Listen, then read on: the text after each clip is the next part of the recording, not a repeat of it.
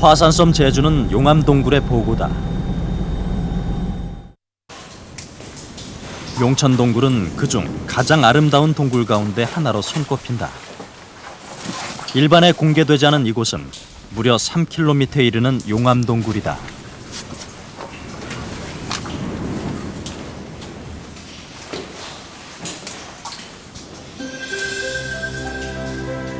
용암으로 만들어진 동굴. 그러나 그 안에는 화려한 탄산염 생성물이 가득하다.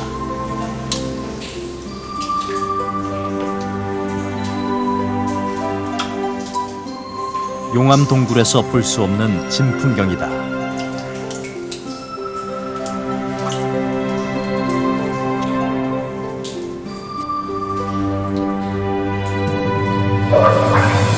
(20만 년) 전 만들어지기 시작한 용천동굴.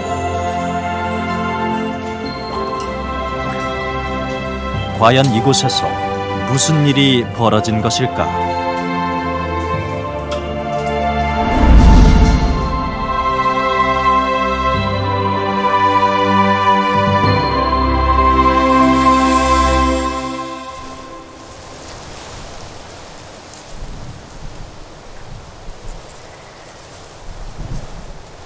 지난 2005년 5월 전신주 공사를 하는 과정에서 우연히 동굴이 발견됐다.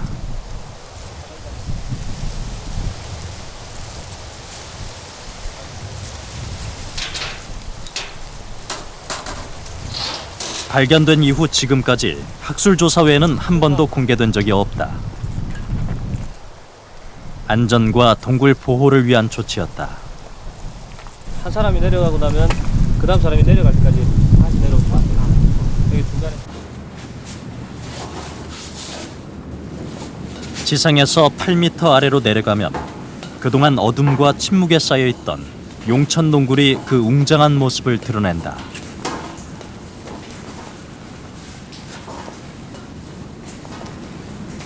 용천동굴은 국내 최초로 지난 2007년 유네스코 세계 자연유산에 등재된 검은 얼음 용암 동굴계의 대표적인 동굴이다.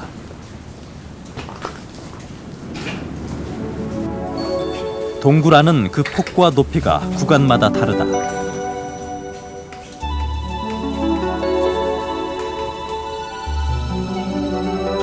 용암이 흘렀던 방향을 따라 동굴은 이어진다.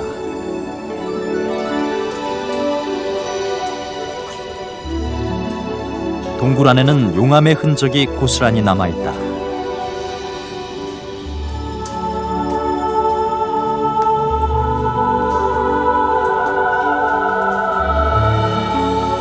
높이가 낮고 좁은 통로에서는 용암이 흐를 때 천장이나 벽 표면이 녹아내려 형성된 용암 종유석이 발견된다. 벽면을 따라 흘러내린 용암은 그 온도와 양에 따라 다양한 크기와 형태로 나타나기도 한다. 바로 용암 유석이다.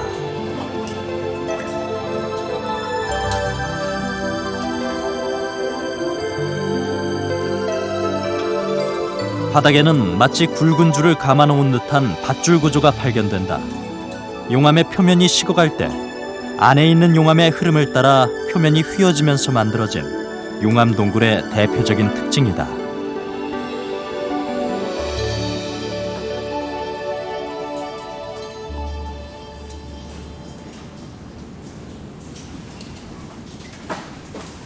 동굴 입구에서 하류 쪽 200m 지점.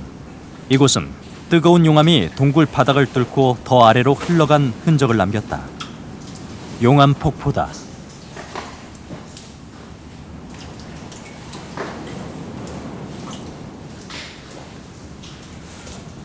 폭포의 깊이는 7m나 된다.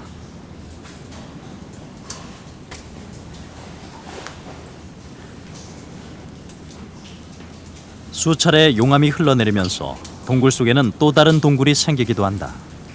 이렇게 만들어진 동굴은 다층 구조를 이룬다. 용천동굴의 경우에는 뒤에서 보시는 것처럼 다층 구조라고 하는 구조가 발달합니다. 이건 우리나라에 있는 동굴뿐만 아니라 하와이라든가 세계에 있는 많은 동굴에서 발달하는 그 대표적인 용암 동굴의 구조라고 할 수 있습니다. 용천동굴의 마지막 하류는 좁은 통로에서 끝이 난다.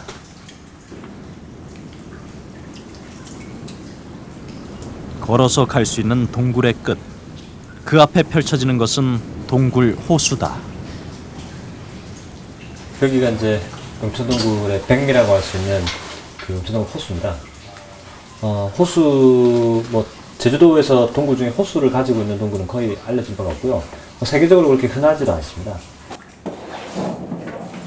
국내 용암 동굴 가운데 단 하나뿐인 호수. 이곳은 과연 어떤 모습일까? 동굴 지표면에서 8m 아래 호수를 탐사하기로 했다.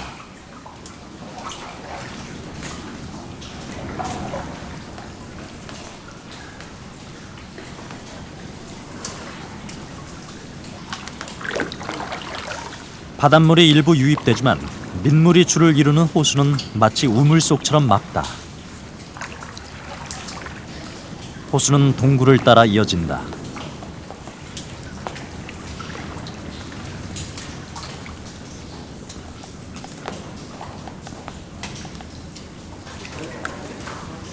호수 안은 어떤 모습일까?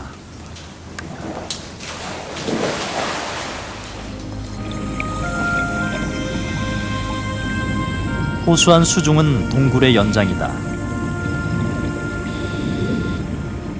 수중도 육상과 다를 바 없이 용암의 흔적이 곳곳에 남아있다.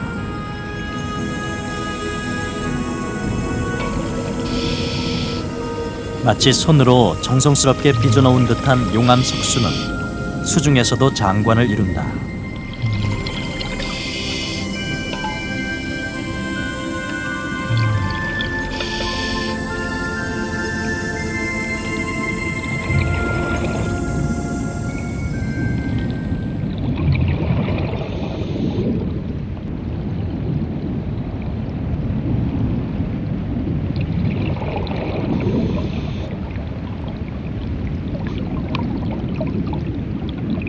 호수의 수심은 8에서 13m. 호수안 동굴은 그 깊이와 넓이가 구간마다 다르다. 길이 800m에 이르는 호수는 용천 동굴의 또 다른 얼굴인 것이다.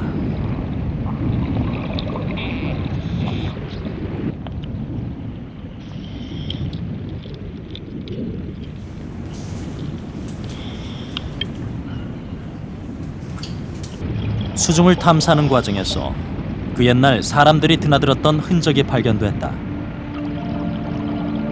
호수 입구 쪽에서 발견된 다량의 목재와 토기가 바로 그것이다.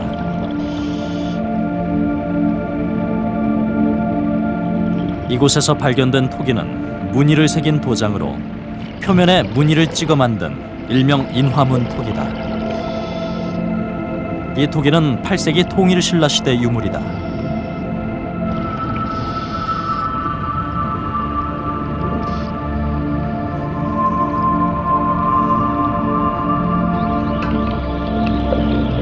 목재는 손을 대자마자 부스러져 버릴 정도로 부식된 상태다. 탄소연대 측정 결과 동굴에서 발견된 목재는 6세기에서 8세기 사이의 것으로 밝혀졌다.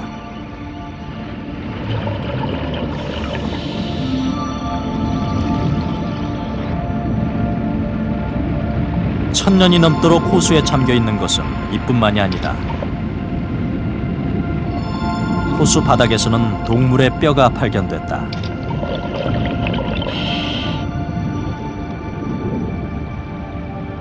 아직 구체적인 종을 밝혀내지 못한 동물 뼈들이 호수 곳곳에서 확인됐다. 호수 일대에서 발견되는 동물 뼈는 주로 족제비과 사슴과의 동물로 추정되고 있을 뿐이다.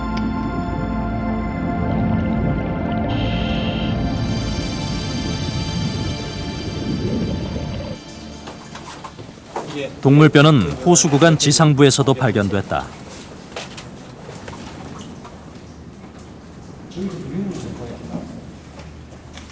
이 동물은 멧돼지로 밝혀졌다.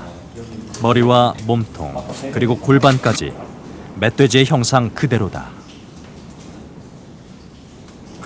또 뼈도 아마 마찬가지 같아요. 이 뼈에 이 멧돼지가 여기 들어오고 나서 죽고 난 이후에 한 1000년 가까이 이런 생성물들이 지속적으로 떨어지면서 생성물들을 이제 피복을 시킨 것 같아요. 고고학 박물관을 방불케 하는 용천동굴 호수. 두 차례의 학술 조사에서도 살아있는 생명체는 발견되지 않았다. 그런데 취재팀의 탐사 과정에서 예사롭지 않은 흔적이 카메라에 잡혔다.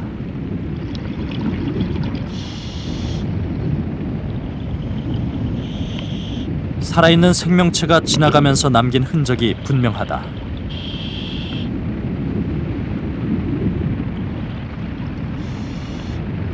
바닥을 유심히 살피던 카메라에 움직이는 물체가 포착됐다.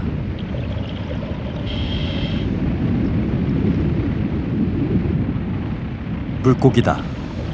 우리나라 동굴에서 물고기가 발견된 것은 이번이 처음이다.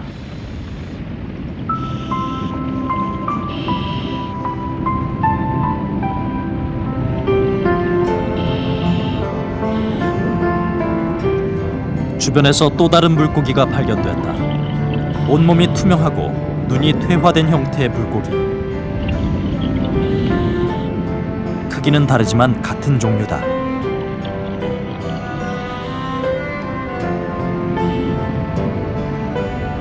빛이 전혀 들어오지 않는 동굴 안에서 환경 스페셜 탐사팀에 의해 우리나라 최초의 동굴성 어류가 확인된 순간이다. 꼬리,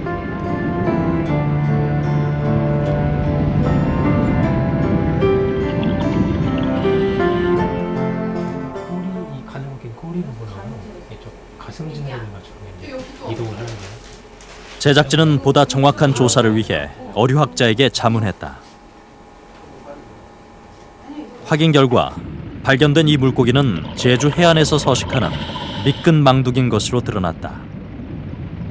머리가 크다는 특징, 그리고 이제 눈인데요.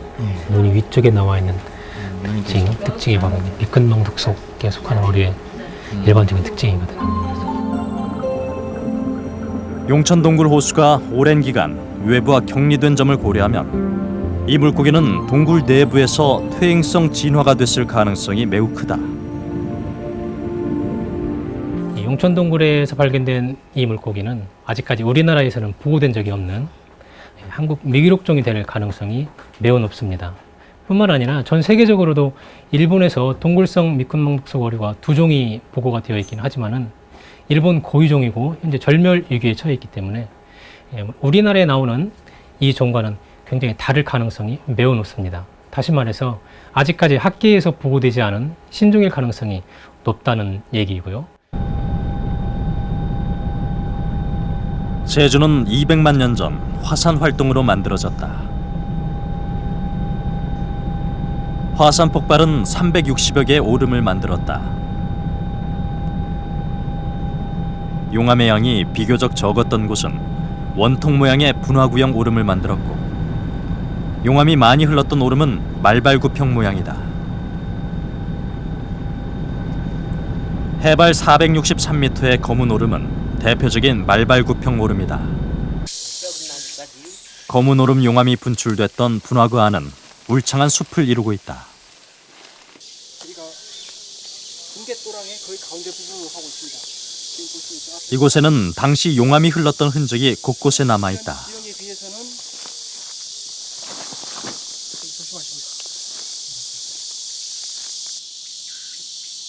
폭 4m, 깊이 8m의 용암 협곡은 용암이 흐르면서 만들어낸 좁은 계곡이다. 화산 폭발 당시 날아온 용암 덩어리도 발견된다. 우리가 보고 있는 것은 화산탄입니다. 화산탄이고 스코리아가 되겠습니다. 화산이 폭발하면서 분출된 액체 상태의 용암 덩어리가 공중에서 식으면서 굳어진 이 화산탄은 지름이 50cm나 되는 대형이다.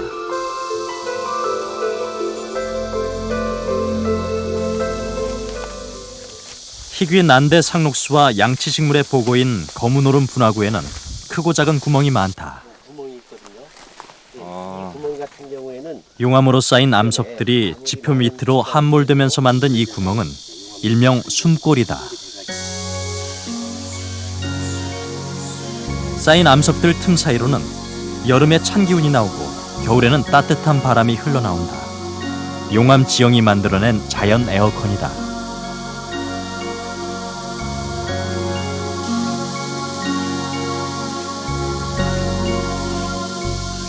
우리가 서 있는 이 지역은 더 낮은 지역이거든요. 지표면보다 더 낮아서 지금 차가운 기온이 이 땅 속에서 이제 올라오는 그러한 풍열이거든요.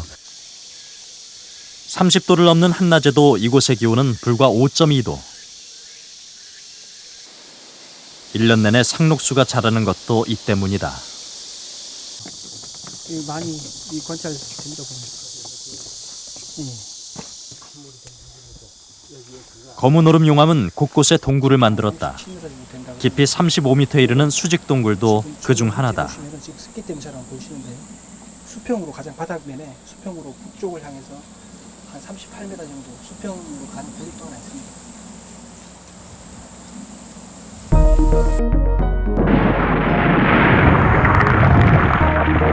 검은 오름 화산은 약 20-30만 년 전 폭발을 시작했다.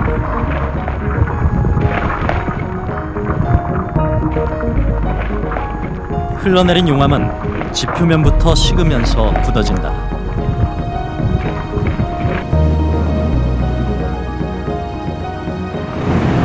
땅속의 용암은 식지 않고 흘러내리면서 빈 공간을 형성한다. 그 위로 수차례 용암이 흘러내리면서 동굴의 바닥이 점점 깊어진다. 용암 동굴은 이렇게 해서 만들어진다.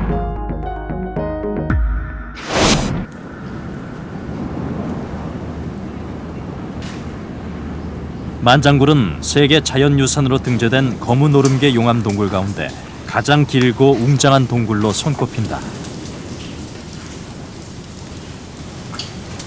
만장굴의 미공개 구간, 이곳에서는 용암교를 볼 수 있다.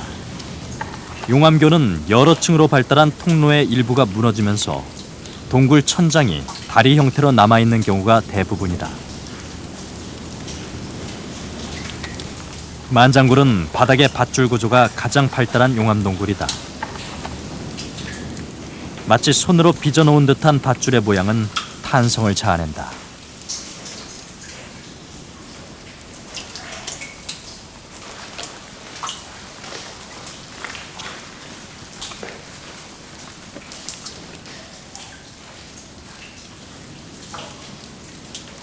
용암 동굴의 특징을 가장 잘 보여주고 있는 만장굴은 최대 높이 25m, 폭 18m를 자랑하는 웅장한 규모다.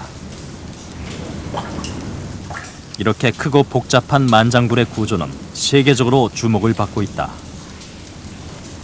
상층굴의 규모도 상당히 크지만 제가 밟고 있는 발 밑에 또 다른 하층굴이 또 존재합니다. 규모가 20m 이상 되는 구간들이 아주 흔하게 발견되는데요.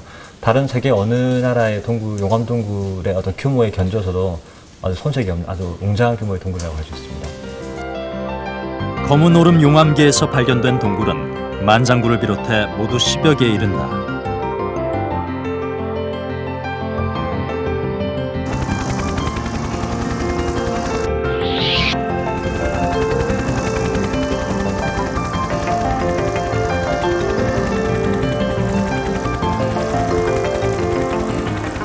이 가운데 가장 큰 규모를 자랑하는 만장굴의 총 길이는 7.4km. 만장굴은 원래 김영굴과 연결된 굴이었다. 만장굴에서 약 80m 떨어진 곳에 김영굴이 있고 여기서 30m 떨어진 지점에 용천동굴이 자리 잡고 있다.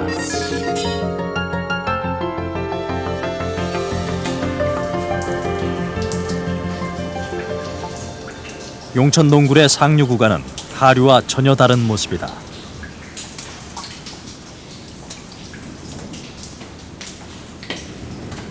사람 한 명이 간신히 지나다닐 정도로 좁은 통로를 통과하면 황금색 동굴이 모습을 드러낸다.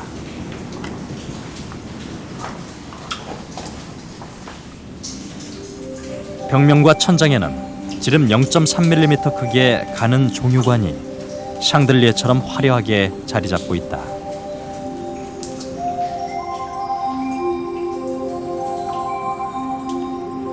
동굴 바닥도 생성물로 가득하다. 안으로 들어갈수록 생성물은 더 화려해진다.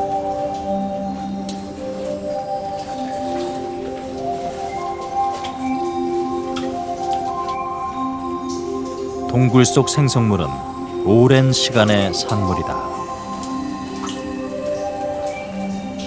이게 이제 종유석이랑 지금 이제 석순이 붙어가지고 이제 저게 이제 석주가 되는 거죠. 이제 저 자라는 속도를 저희가 이제 2년 전에 용천동굴 학술을 해서 조사를 했었는데요. 자라는 속도가 1년에 0.03mm 정도 자란답니다. 동굴 생성물의 비밀은 물방울 속에 있다.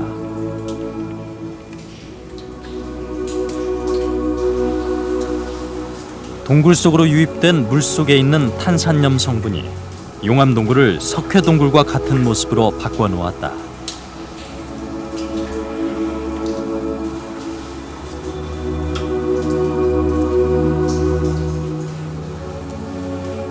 동굴 바닥에 형성되는 동굴 팝콘은 꽃이 핀 듯 아름다운 모양을 만들었다.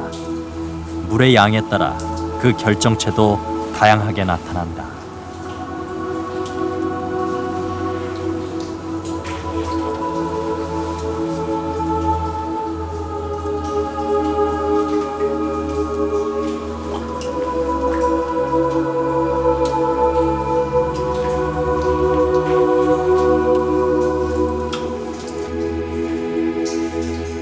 동굴 팝콘은 동굴 속 꽃밭이다.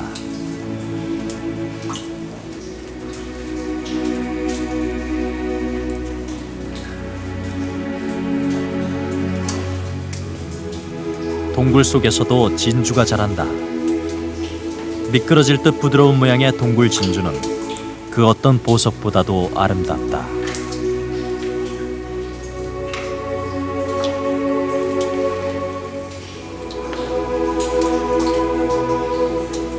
물이 함유하고 있는 성분에 따라 생성물의 색깔도 조금씩 달라진다.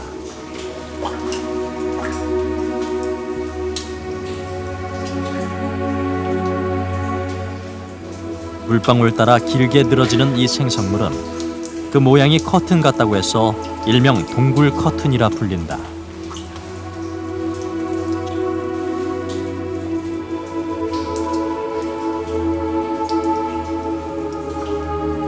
동굴 커튼은 물방울이 흘러내리는 곳에서 잘 자란다.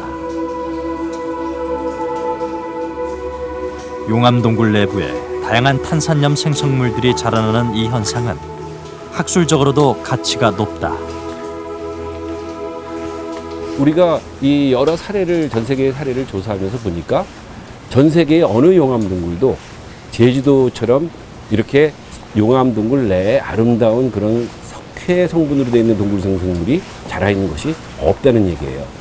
근데 용천동굴은 이러한 아름다운 석회 성분의 동굴 생성물이 그냥 있는 게 아니라 그 분포나 규모가 너무 동굴을 아름답게 장식을 하고 있어서 그게 이제 전 세계적으로 뛰어난 가치가 있다고 얘기를 할 수가 있죠. 용천동굴 최상류로 가는 길은 통로가 좁은 난코스다.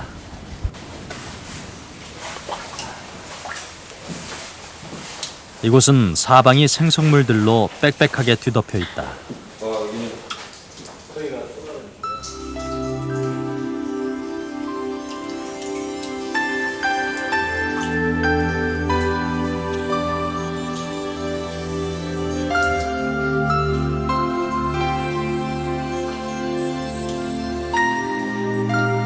굵은 석순에서는 세월의 깊이가 느껴진다.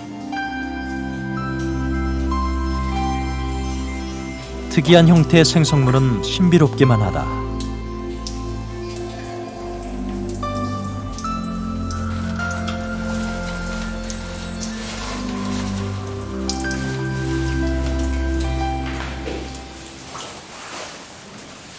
총 길이 3km의 용천동굴 끝부분. 이곳은 많은 양의 모래가 무너져 내린 채로 막혀 있다.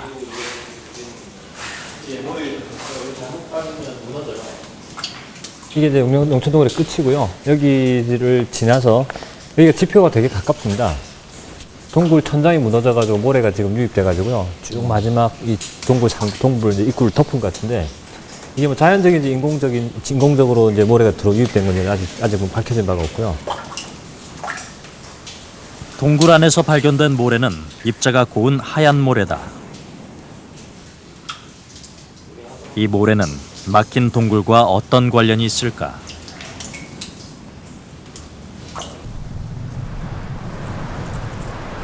용천 동굴에서 불과 30m 떨어진 곳. 이곳에 또 하나의 동굴이 있다.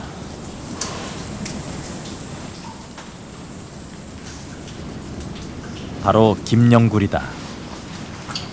구불구불한 동굴 모양 때문에 뱀굴이라고도 불리는 이 굴은 일부 구간이 2층 구조로 돼 있다. 동굴 입구가 외부와 통해 있는 김영굴에서는 귀가 큰 관박쥐를 볼 수 있다.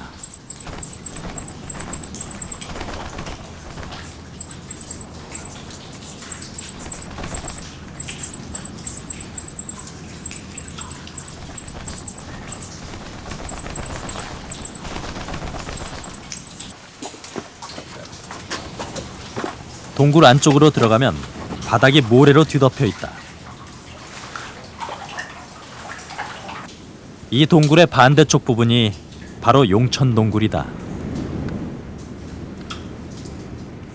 지금 전체적으로 지금 모래가 바깥쪽에서 안쪽으로 유입되는 형태를 띠고 있거든요. 지금 이 반대쪽이 지금 용천동굴 방향입니다. 김영굴의 마지막 구간을 모래가 막았고 반대로 용천동굴의 마지막 최상류 구간을 모래가 막은 형태를 띠고 있고요. 탄산염 생성물들이 많았던 용천 동굴의 최상류 지상부는 어떤 모습일까? 세월이 지나다 보니까 취재팀은 용천 동굴의 최상류 지역에 해당하는 월정리 마을을 찾았다.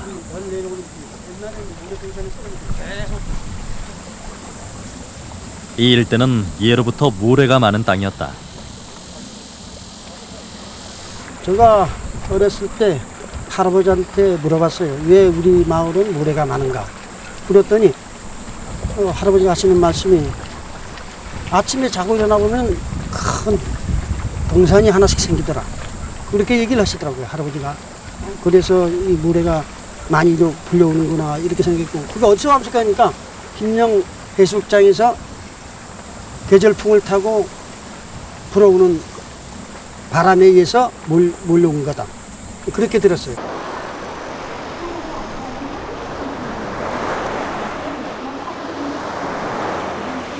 에메랄드빛 해변으로 이름난 김영 해수욕장. 이곳 바다 색깔의 비밀은 바로 모래다. 유난히 하얀 모래는 이곳을 찾는 사람들에게도 특별하다.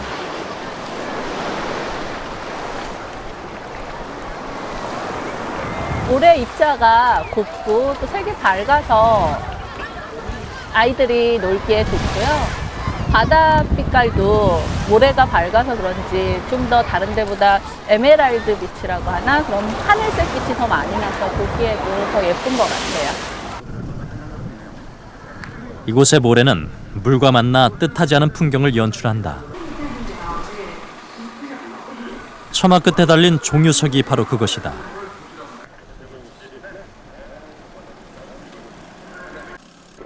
동굴 속 종유석과 같은 모습이다.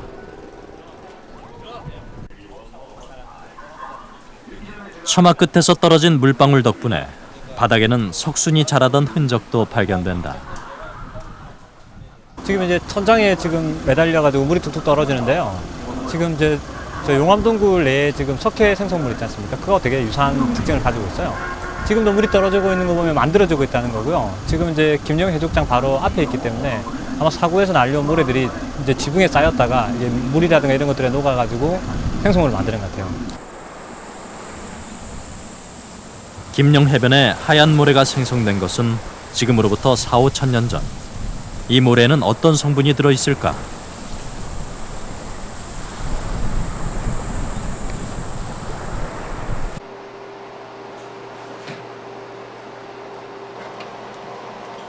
현미경 조사 결과 김영 해안의 모래는 일반적으로 알려진 흙모래와는 전혀 달랐다.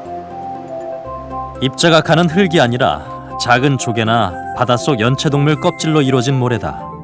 이 모래는 석회 성분이 풍부해 동굴 속 탄산염 생성물을 만드는 재료가 된다. 사구의 성분은 석순의 성분하고 똑같이 탄산칼슘으로 이루어져 있어요. 단지 이 차이는 뭐냐 하면은 사구에 있는 탄산칼슘의 그런 광물들은 생물체들이 만든 것이고 석수는 아까 물에서 직접 광물이 심전을 한 그런 차이죠. 그렇지만 성분은 똑같이 탄산칼슘으로 되어 있죠.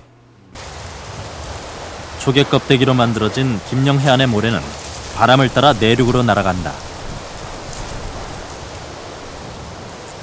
지난 겨울에도 이곳 해안의 모래는 도로 위를 뒤덮을 정도로 극성을 부렸다. 계절풍을 타고 날아간 모래는 일부 동굴의 지상부를 덮었다.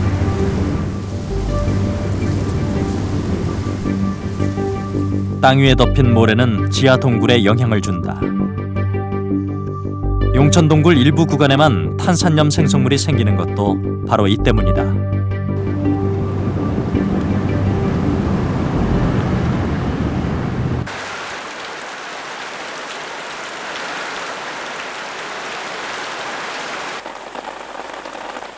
지상에 비가 내리면 지표와 가까운 동굴 안에도 빗물이 스며든다.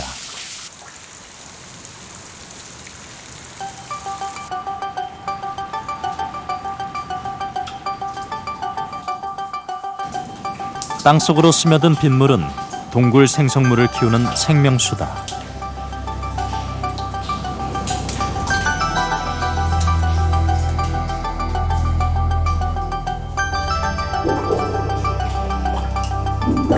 물방울 속에 들어있는 미세한 양의 탄산칼슘은 동굴 생성물을 만든다.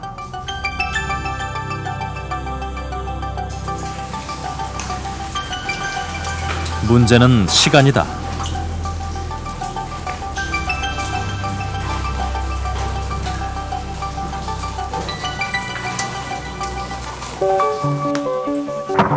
동굴 진주는 동굴 속 연못에서 생성된다. 물속에 작은 이물질 조각에 피복된 미세한 입자의 방해석이 동굴 진주의 핵이다. 이 조각이 물결을 따라 움직이면서 바닥과 마찰되면 표면이 매끄러운 동굴 진주가 만들어진다. 동굴 천장에 생기는 동굴 커튼은 물방울이 벽면을 타고 흐르는 곳에서 생성된다.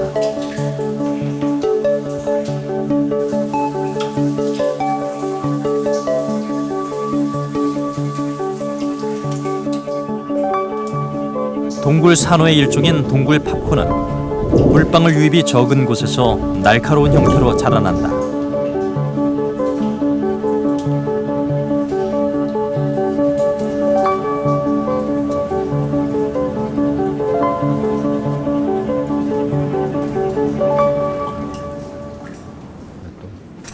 무늬들이 많고 여기 또 빗장 무늬. 용천 동굴에는 사람의 흔적도 발견된다. 벽면에서 사람이 써놓은 것으로 보이는 글자 모양 무늬를 확인할 수 있다.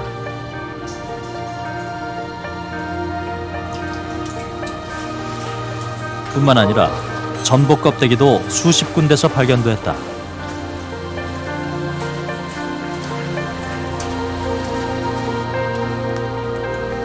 불을 피운 흔적은 물론 숯집 바닥에 떨어져 탄산염 생성물에 뒤덮인 경우도 눈에 띈다. 아주 오래전 누군가 이곳에 들어왔음을 알 수 있는 흔적이다.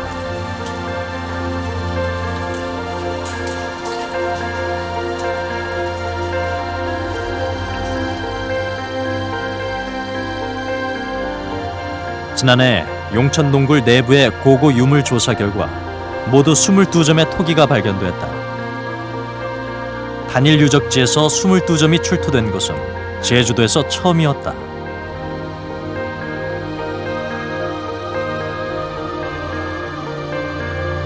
출토된 토기는 8, 9세기 것으로 통일신라 시대 유물로 밝혀졌다. 이 유물은 지금으로부터 1000년 전 이곳에 사람이 드나들었다는 사실을 말해주고 있다.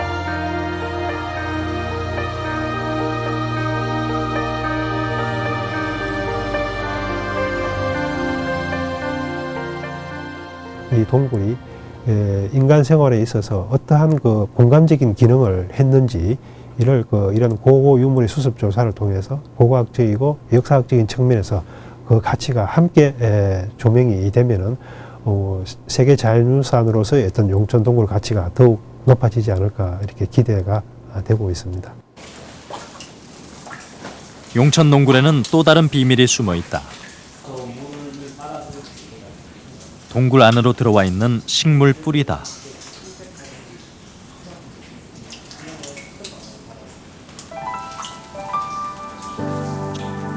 동굴 천장에 바위 틈을 타고 땅속으로 들어온 식물 뿌리는 동굴 속에서 성장한다.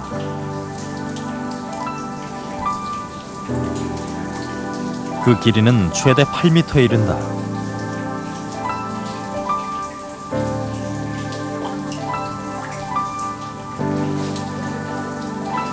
동굴 안으로 들어온 뿌리는 물속에 탄산염이 피복되면서 새로운 모습으로 변한다.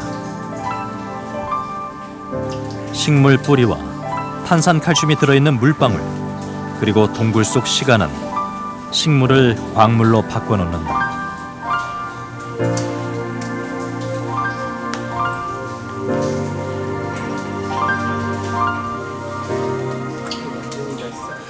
용천 동굴에 뿌리 내린 식물을 알아내기 위해 학계 전문가들로 구성된 조사팀이 꾸려졌다.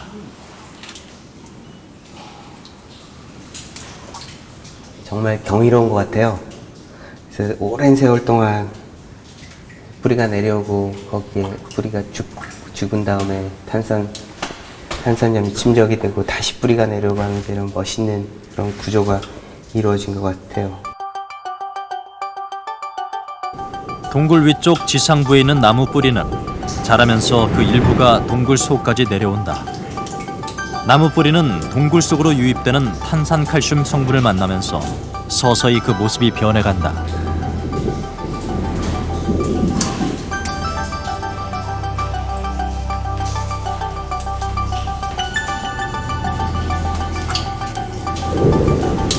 이렇게 나무 뿌리는 종유석이 되고 바닥에 닿으면서 나무 뿌리 석주가 되기도 한다.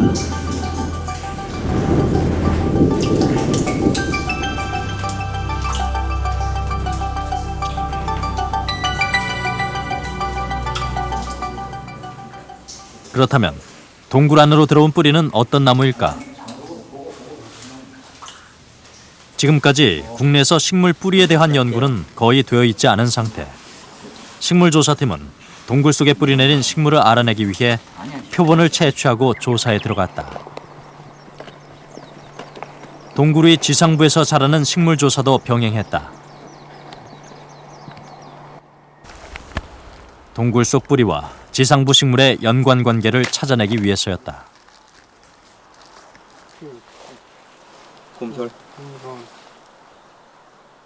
뿌리들이 있는 구간들을 쫙 살펴봤는데 대부분 도로와의 뜻도 있고 그다음에 경작지로 바뀌었는데 그나마 이 부분이 원식생이 유지가 되어 있는 것 같습니다. 그래서 곰솔이니 예덕나무, 보리수나무 이런 것들이 아주 자생하고 있는데 이런 식물들에 있어서 DNA를 채취를 해서 밑에 있는 뿌리가 내려와 있는 식물과 어떤 관계가 있는지 정확히 어떤 식물의 뿌리가 밑으로 내려와 있는지 DNA를 조사할 예정입니다. 동굴 속 나무 뿌리가 자라는 지점의 지상부에서 표본 채취가 이루어졌다. 동굴 내부와 지상부에서 모두 95점의 표본을 채취했다.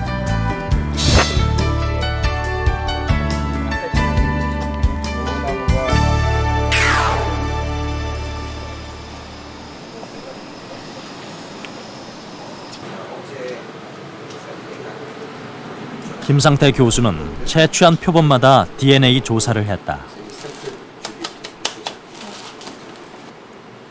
건조된 표본은 영하 196도의 액체 질소를 넣어 순간적으로 얼게 한 다음 분말 형태로 만든다.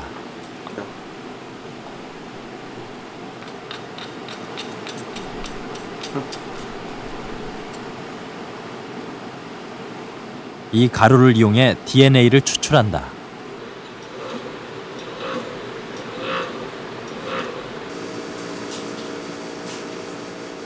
채집한 식물 표본은 모두 이런 방식으로 DNA를 추출해낸다. 최첨단 기술을 이용한 DNA 바코딩 기법으로 동굴 속 뿌리와 지상부 식물의 염기 서열을 비교한다. 이렇게 조사한 결과 마침내 일치하는 종을 찾아내는 데 성공했다. 몇몇 안 되는 샘플을 조사했음에도 불구하고 이 보리수나무가 동굴로 침투한다는 것을 이제 DNA 기법에 의해서 확인을 할 수 있었습니다. 이 식물들이 어떤 식물인지를 밝히는 것은 이 동굴의 전반적인 동굴 생성에 대한 이해와 그리고 또 동굴 보존에 대한 대책을 수립하는 데 있어서 굉장히 중요한 파트라고 생각을 합니다. 동굴 속까지 뿌리를 내린 보리수는 제주에서 흔히 볼 수 있는 낙엽 관목이다. 잎에 은백색의 털이 있고 보통 3m 정도 키가 자란다.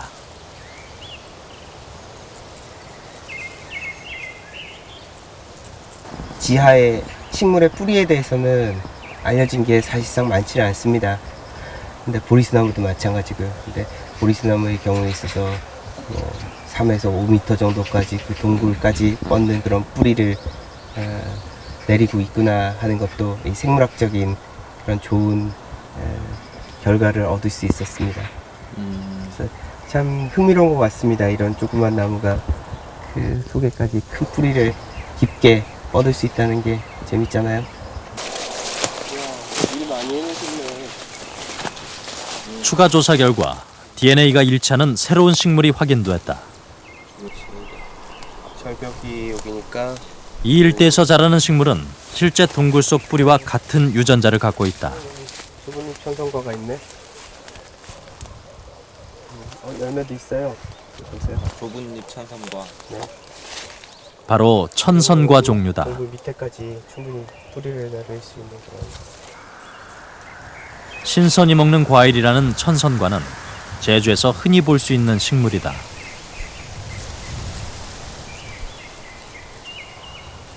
상류 한몰 지역에 있던 그 한몰 지역의 위로 뿌리를 내린 그 식물들과 이제 일치할 가능성이 높죠. 식물 뿌리가 만들어낸 종유석은 용천 동굴에서 불과 1.5km 떨어진 당첨을 동굴에서도 발견된다. 이곳은 지난 1994년 밭을 갈다 발견된 동굴이다.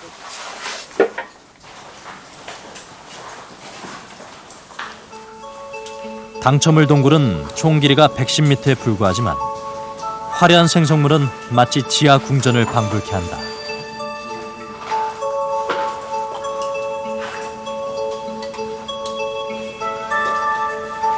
동굴 안으로 들어온 식물 뿌리를 감싸며 만들어진 석주는 다른 나라에도 그 유래가 드물어 세계적인 주목을 받고 있다.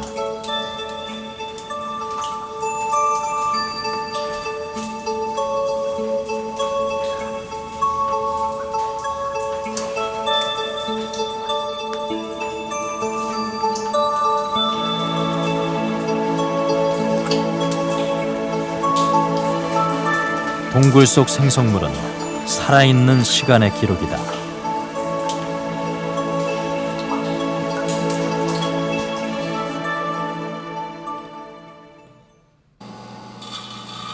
동굴 종유석 연구를 위해 동굴 속에서 채취한 부서진 표본으로 단면 조사를 했다. 그 결과 흥미로운 사실이 드러났다.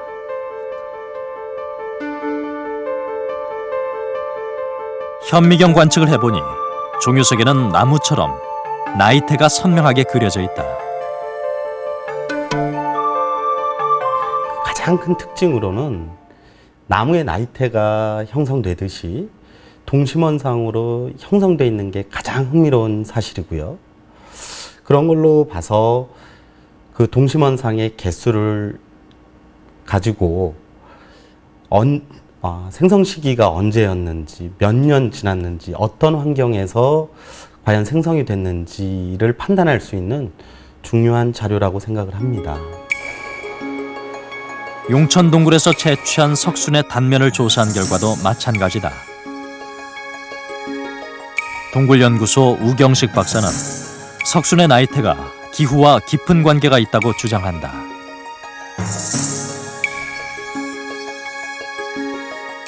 나이테가 없는 부분은 순수한 탄산칼슘으로 되어 있는 부분이고, 나이테가 있는 부분은 약간의 유기물이 포함되어 있는 거예요. 비가 많이 이제 오는 여름철에는 이것이 이제 빗물이 많이 빨리빨리 내려오다 보니까 이것이 이제 그 맑은 물이 내려와가지고 요 탄산칼슘 성분만 쌓이다가 겨울이 되면 가을이 이제 되면서 특히 이제 10월달, 11월달 되면 토양이 많이 이제 부패하기 시작하거든요. 그럴 때 유기물이 많이 발생을 해가지고 이 12월달에 그 유기물이 많이 동굴 속으로 유입되다 보니까 겨울철에 그런 이제 띠 같은 것이 이제 탄산칼슘 성분에 포함이 돼서 유기물이 포함돼서 나타납니다.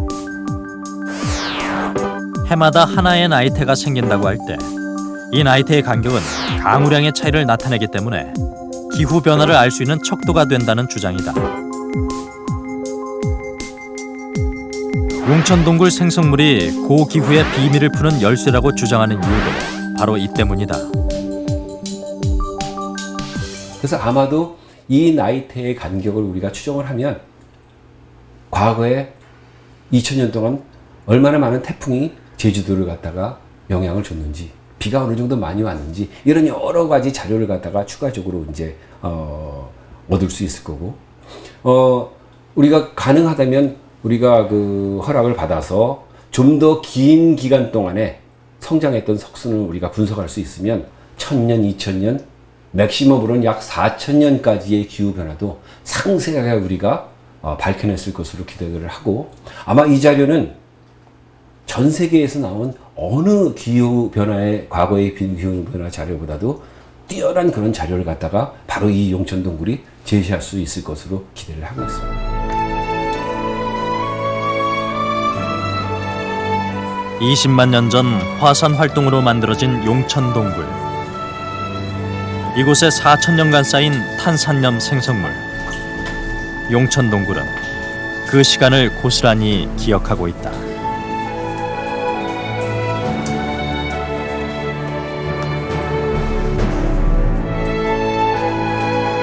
대자연의 신비와 경이가 살아 숨쉬는 곳.